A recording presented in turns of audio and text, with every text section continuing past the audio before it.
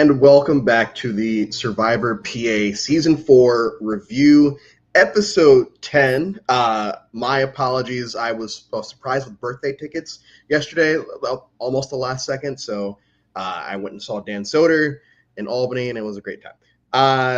It is me, Coach Drew, joined as always by Julia, and I feel like last week we kind of talked about it was the calm before the storm with them getting rid of Kayla. And very early in the episode, pretty much pre-challenge, it's everyone saying, oh, we didn't actually want to vote Kayla. They all wanted to vote somewhere else. And they just kind of settled on Kayla within the last 60 seconds. What do you think about this? Yeah, I really don't understand the Kayla vote at that point. I get people being worried about her being a wild card when it came to strategy. Also, yeah, happy belated birthday, Coach. But I think she was someone who could be wrangled in moving forward as a number, and especially You think? I do with the people who had good relationships with her, just to like roll over on that vote and vote her out, especially when we see how this vote turns out moving forward. I think it ultimately wasn't the right move for some people in the game. The Kayla vote.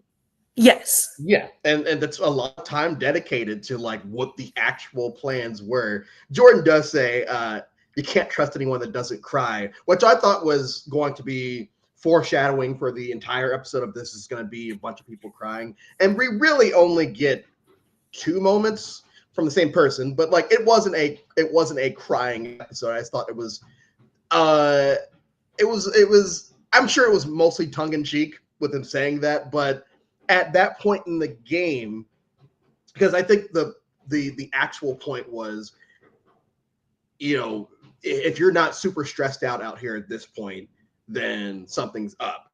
Mhm. And I feel like I kind of agree with that. If you're out there day 3, day 4, or by comparison, do you start reading that kind of stuff for you? Would you be out there thinking, okay, well, this person hasn't cracked yet, like what's up with them, they should probably go, or are you looking at that kind of stuff? Not particularly. I think I'm on the opposite end of the spectrum. I'm a very emotional person in general, so I probably would trend more towards Lydia and cry every episode. So I know I would not want to be judged as like super emotional and have that weigh into how people see my gameplay moving forward. So I try not to look at the opposite end of the spectrum as well of, man, they're really not emotional at all, because we all just process these things different when we're out there in the moment. Yeah. And yes, she is in her new apartment. Woo, I am. So we also get this moment where Liz tells Jabbar, like, hey, I kind of want to go after Ethan. And that becomes like I feel like that it was telegraphed pretty early who was going to go home. I don't think it was. We've sat here a few weeks here and there and said, oh, like I had no idea what was going to happen at Tribal. And Yeah. so like in this episode, it kind of felt like, oh, well, it's definitely going to be Ethan, right? There's no other way that's not going to go that way. It wasn't, is it going to be this person or this person? It was, is it going to be Ethan, or are they going to idol Ethan? Yeah.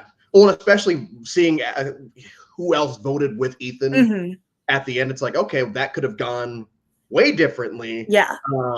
And so I'm curious to see everyone's rationale at the beginning of next episode, because that's one thing that Survivor PA has done really well this season is Absolutely. Post tribal talk, you get to see everyone's point of view on why they did things, and Absolutely. most of the time, it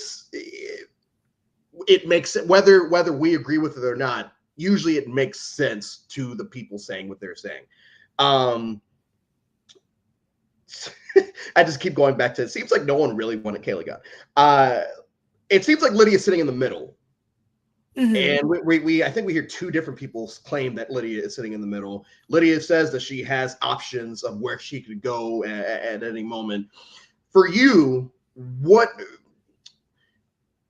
if you're seeing this happen, because there are people seeing it happen, do you take that as maybe we should get rid of her, even if I am an option for her as an ally?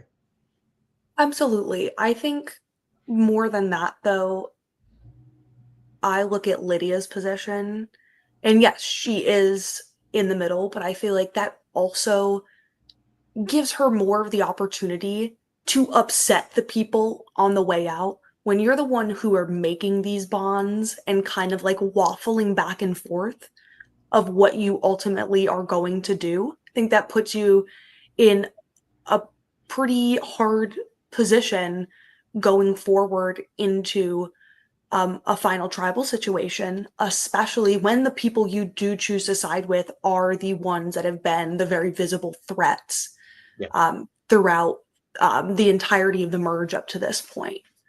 Final Tribal is a very big discussion this episode. Everyone is talking about Final Tribal, and like I don't think it's ever too early or too No. late to start talking about it. But like there's a lot. The pre-challenge content of this episode is why we actually decided to vote for Kayla, even though we didn't want to. Ethan's going to go home. Lydia's in the middle, and who should we be afraid of to sit at the end? And it kind of seems like Ethan is like that person on the pedestal, and it's probably the accent. But like in reality, it does seem like he's likable enough and is doing enough that I could see how people might perceive it that way. We get to the challenge. It's a memory challenge. I feel like this is a classic in both orgs and LRGs and the real show. How would you have done? Fantastic. I would Oh, have done very well. Memory is, I around 6. I think memory is the thing I pride myself on the most. So I think I would have done. They would have done okay. Would in you this have one. gotten to? I think the final was like 11, right? It was. Would you? Do you think you would have gotten that far? Or? I think I could have. I don't think they got that far. I think I could have gotten fairly close. So we get down to Jordan and Jabbar, and they're going back and forth during that last round for a very long time. Well, it seems like a very long time. I actually don't know how long they were doing the challenge. Yeah. And Jordan ultimately wins and does not pick Chaos, which is probably for the best. We'll find out. And we get back to camp where Jordan says, no matter what, unless to a win, I am throwing the next challenge. I don't know if we've talked a lot about throwing post merge. What are your thoughts on that? And Julia's frozen. I think if you're okay. No, you're okay. You're good. You're back. You were frozen. Okay. You're good. You're Oops. Good.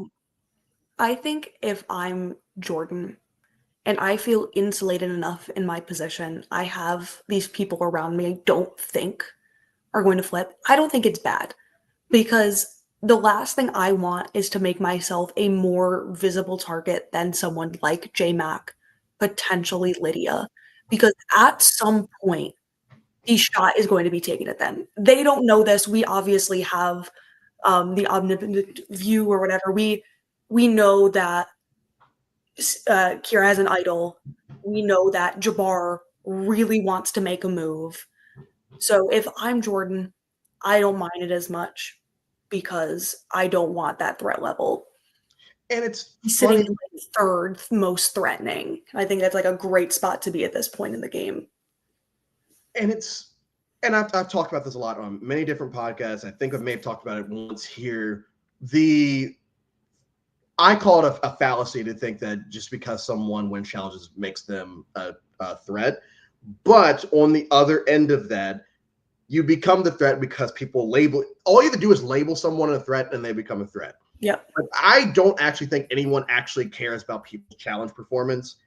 But as soon as you say, "Oh, this person's won a lot of challenges," that sets something off in someone's head and says, "Oh, well, this person's clearly a threat because it has now been vocalized." So I think it's a fun little I don't know puzzle of being a challenge person and not having someone label you as a threat. Very similar to Cochran won a few in Karamo, and no one ever said, "Oh man, Cochran's a physical threat." And it's like that's kind of how you toe that line. Perception is reality. Exactly. Perception is reality. Or in the words of my favorite juror, reality is reality. Is reality, of course. Reality is reality. Reality. Go ahead. No, you're good. Okay. J-Mac brings up not enjoying folks that lose their cool when they catch a vote, or slash people that feel when they get paranoid, they just start acting out. And I agree with him. We've both played in games. I would say that we've both at moments have acted like that, like where we've caught votes and we just get back and we're just like, all right, guys, well, this, that, and the other. Do you feel like there is a way for people to do that?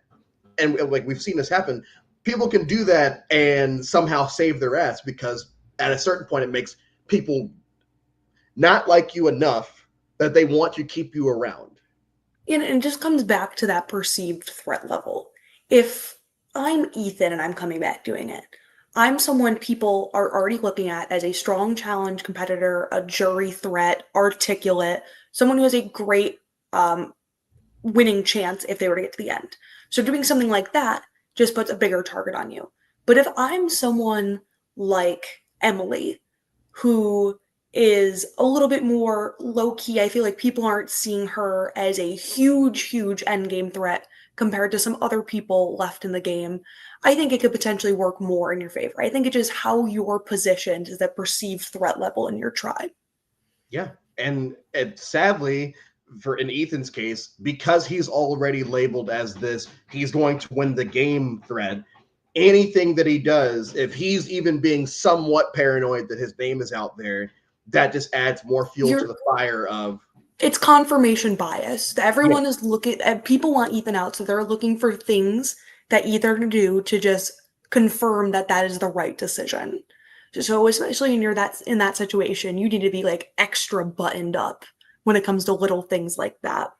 Jabbar, I tried to work with Ethan. He kept gravitating towards the Jordans because they had more power. Okay.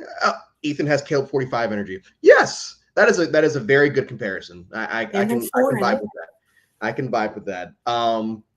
So Jordan mentions that it's kind of back to OG tribe lines, which is funny because at Tribal, it's brought up that all new Swap Capo so far have been voted out. And the thing is, I do think that is more of a coincidence than anything. I do too, because even in the Kayla situation, no one wanted to vote out Kayla. No one wanted to vote out Kayla. The vote for Kayla would just kind of seem like circumstantial. We can't rally the troops to go any which way. Let's just vote for this person, whether it's because she's just doing her own thing, because she's not crying, because of this, that, and the other. Let's just nip this in the bud. And then everyone just has buyer's remorse afterwards of, well, if I had a chance, if I had 60 more seconds, we could have done this. So I don't think it's swap lines. I don't think it's swap lines. I do agree that with Jordan where he says it might be OG tribe lines. I agree. And that just makes, I think, some of the decisions in this episode even more baffling to me, specifically coming from someone like Liz. I get Liz felt like, she had a good relationship with Jabbar. Jabbar gave her the necklace when he had the extra one because of the amulets, and wanted to build trust with Jabbar. Building off that though, Jabbar already has wanted to flip. So I get it. Ethan is some shiny endgame threat. But we're not even in the endgame yet. Where is Ethan going moving forward? Who is Ethan going to? So something like that where Liz is like, I need to target Ethan, and spends the entire episode going after him. It's like, Liz, what are you doing moving forward now? Where are your options to pick on? Because we've seen it. They picked off one person from the original tribe. Other than that, it's been tribe v tribe. Where are you going? What's the plan moving forward? And I'm excited to see the plan. I'm sure there will be a plan. I get it. I might sound extra critical, but That's what the analysis is about, baby. You're not, That's what we're here you're not for. shit talking anyone. That's what we're here for. Pointing out Ethan outright confronts Lydia in her hammock. Hey, am I catching votes? And Lydia all but says yes, but never actually says yes. She just says a lot of things that mean yes. Yeah, there's a lot of people saying your name. You'd be surprised by some of the people saying your name. And Ethan just gives a confessional. It's like, yeah, hey, he gives the episode title. It's like, yeah, I'm screwed. Like Yep. it's GG's. I'm done. And he's telling us, the audience, something that we have pretty much known since the beginning of the episode. Lydia says that she definitely said yes in real life. Okay, but okay. So Ethan knows that he is going home. So we I want to talk about that. So Lydia tells Ethan, period. If you're Ethan in that situation, is that something that you go back and tell people like, hey, well, Lydia's just telling me the plan.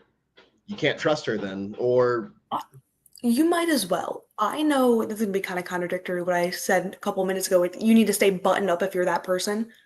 But that's to a point. You stay buttoned up until you know for 100% certain your back's against the wall and you are going home. You hear that. Why not throw shit out and hope it sticks? There's nothing you have to lose at that point. I'm throwing Lydia under the bus. I'm throwing her mother under the bus. I'm throwing everyone she's ever met under the bus saying this, that, and the other. Because why not? Why not? But yeah. But them's the breaks. And so we get to a tribal where we kind of know that's where the rocks combo started. Okay, yeah, because I wanted to bring that up because someone when they're voting goes they bring up rocks, and I'm like, where did the rocks come from? I don't. From the strategy talk, it just didn't seem like rocks was even in the cards. Did you think there was any other way besides Ethan going home? Anything else no, happening? not at this point, because unless I'm remembering incorrectly, we didn't get a lot of Liz's perspective on Rock. So we see like Ethan, we see Kira, and we see Jabbar talking about that possibility. And in my mind, I'm like, I don't think there's rocks. In my head, it was, like I mentioned earlier, Ethan's going home, or the idol's getting played on Ethan. Whoever they're voting is going to go home. Because, again, we saw throughout the remainder of the episode, Liz hammering how much she wanted Ethan to go home. So in my mind, I'm like, that would be a really weird switch up, especially with everything we've seen up to this point in the episode. At this point in my notes, I say definitely didn't realize that the last few have all been swap capo. We also get a fun little side quest for like 30 seconds to see what some of the jury are talking about. And it seems like they're all in good spirits. Doesn't seem like anyone. I mean, especially Kayla. Like they all look great. Yeah, she's just like happy to be here. She's having a good time. And I'm glad to see that playing her first game and not being pissy on the drink. What's up? Daniel, release the Ponderosa footage, you coward. We need it. So I avoid spoilers as much as possible, and yes. I've done a really good job at it all season, except for this week where almost immediately after someone posted the picture of Ethan's voting confessional and then Lydia's vote, and I'm like, well, either Ethan is actually going, or so I kind of had that spoiled that Lydia was going to vote for Ethan, but as it happened in real time, I still thought it was hilarious. Great editing trick. It was great. I thought for sure when he got voted out and Lydia stood up to hug him that he was going to be. But I'm glad that he did. I'm glad that they embraced. Yeah, that's the end of Ethan in this game. The odds-on favorite to win, according to folks. I guess my question for you is, if you're in Kira's shoes right here, you have the idol, you know, optically looking at the situation, if I don't play this, I go into the next round, and there's a seemingly strong group of 4 at Final 7.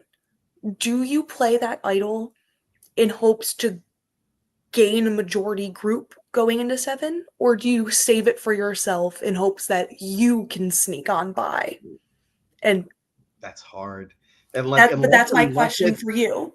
yeah, well, if it's my number one, day one, blah blah blah, absolutely, I would do it. Whether we just have to figure out something else the next round. If it's someone that I've been working with, but they're like my number 2 or number 3, or we just have a loose alliance, I might want to save it for myself because we are getting close to the end game. I And actually agree. I think she did make the correct decision. I think at Final 7, you have Jabbar, who has this great relationship with Liz. But also, if I'm here, I know that I have relationships with the other side enough that I don't think it'll be me. Yeah. And that if anyone wants to make a move, I'm probably the person they're going to go to. Jabbar's I use with the Final 5. I think she did make the correct decision here. And I think if she can get away with not using this idol or whipping it out at 5 at the last moment, it's going to make her such an endgame threat. Yeah. And to get that last second, like, poof. Because it doesn't, most conversations that were being shown, no one's even paranoid about idols. No. Well, I'm assuming that there are conversations being had Absolutely. Being shown. But from what we are seeing, no one's scared about idols, which means, let's just say in this bubble, no one thinks that there are even idols out there. In that situation, you just pulled an idol out of your pants, as she mentioned. Literally out of your ass. Yeah. I feel like that will go a long way at that point. And then obviously at that point it becomes, oh, well, we got to get rid of her at 4. But because she's so well, from where we're sitting, so well ingrained socially and strategically, I would assume that she could probably navigate through that final 4. So I'm excited to see where her storyline goes, specifically as it comes to the idol. Any final words on Ethan? Yeah, he was perfectly pleasant. I felt like, especially got to the merge, he had such a big target on him, but unfortunately I feel like he had a kind of a Charlie Brown storyline of like, he just kept wanting to do these things. And unfortunately the football just kept getting pulled away. And I'm sad this is where it ends for him. But I think he'll be a really fun juror. His little going away speech, his final words really got to me. I think like when I saw him start to cry, I'm like, oh my God, am I feeling something? No, then that's the thing. We are at day 3 or 4 at this point. And you are seeing, and he says, a lot of people really want to be here, and they're putting their all into this game. And we've hyped up pretty much everyone this entire season as far as what they've been doing. And when you're playing like that, you just kind of get emotionally invested. We're both former athletes. And when you put in all the time for it to get cut short, or in Lydia's case, like when there are these moments where it's like it feels like it becomes overwhelming. I've had moments like that in games as well. It's like, yeah, I get it, and they're putting in days. I really appreciated that moment with Ethan. So yeah, I think he'll be a great jury. I think everyone's going to be great on the jury. I'm curious to see Kayla's jury speech, not knowing anything about. What did you contribute around camp? Yeah, exactly. As old school as it gets. Yeah, so we've only got a few more episodes left, Yeah. which is crazy. Thank you all for continuing to stick with us. I like I said, I apologize for yesterday. It was very short notice. We should be good for Thursday from here on out. Yes. I don't think neither Extenuating one of our birthdays are circumstances. coming up anytime soon. No, So, no, no. Extenuating circumstances. But so thank you thank for your you all. patience. And we will see you all next week.